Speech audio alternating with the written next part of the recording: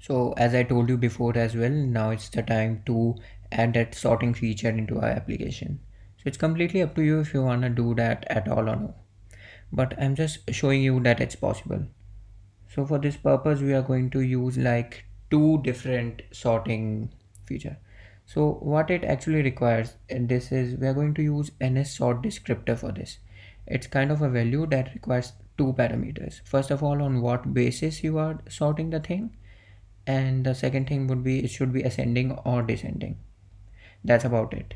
And you can add as many as sorting things as you want, and it won't really slow down your application or anything.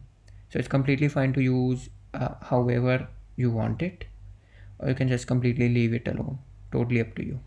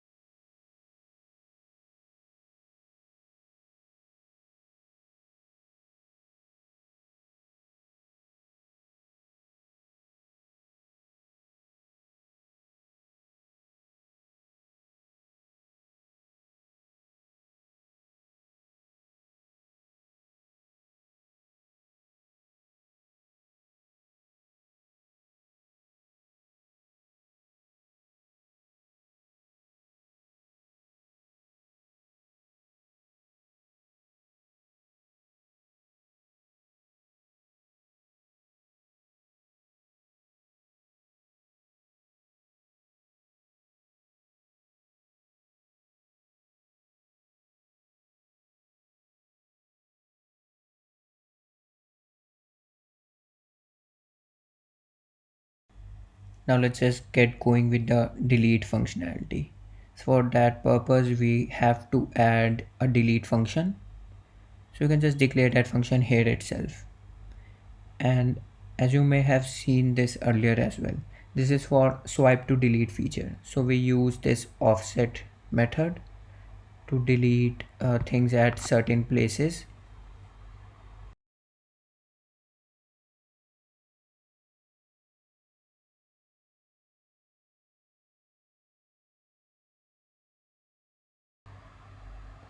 Just as with regular arrays of data, most of the work is done by attaching the onDelete perform modifier to the for each. But rather than just removing items from an array, we instead need to find the requested object in our fetch request and then use it to call delete on our managed object context. Once all the objects are deleted, we can trigger another save.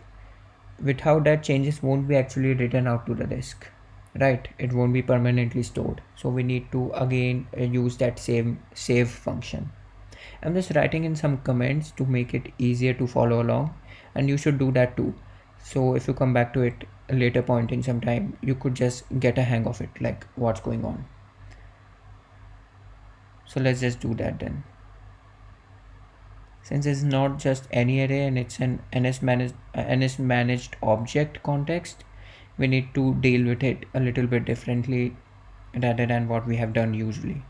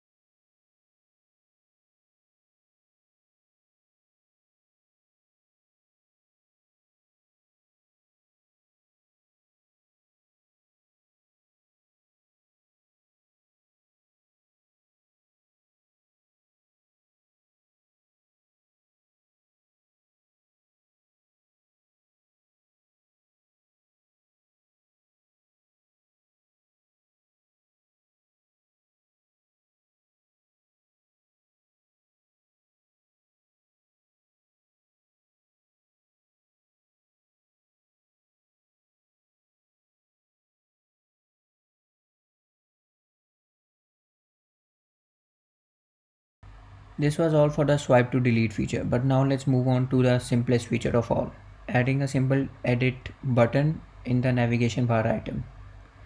And that would simply enable us to delete stuff.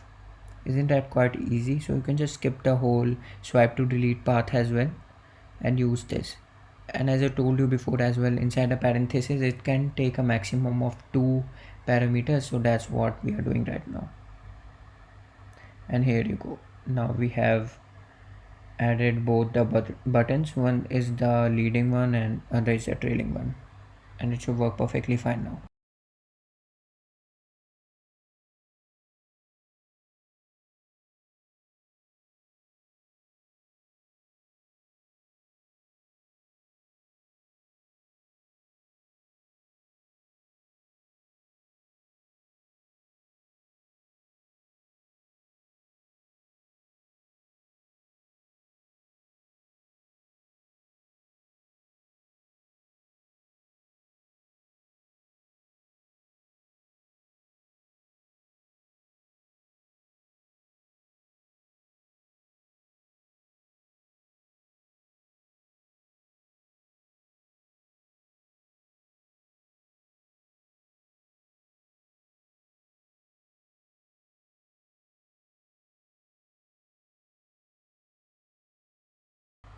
Now let's just add the delete functionality to our detail view as well. For this purpose, we are again going to use navigation bar item, and we would show a small trash can at the very top of our screen, and tapping on which would ask the user for options like present an alert, which would ask if you really want to delete it or not. And that's about it. So for this purpose as well, we are going to use a function and some properties, obviously a state property which would have a boolean value inside it, so that it can just turn off and on the alert when the button is pressed. And the presentation mode property we are using here, so that as soon as the user press on delete, the app won't stay on the current screen and it would just revert back. So let's just quickly do it.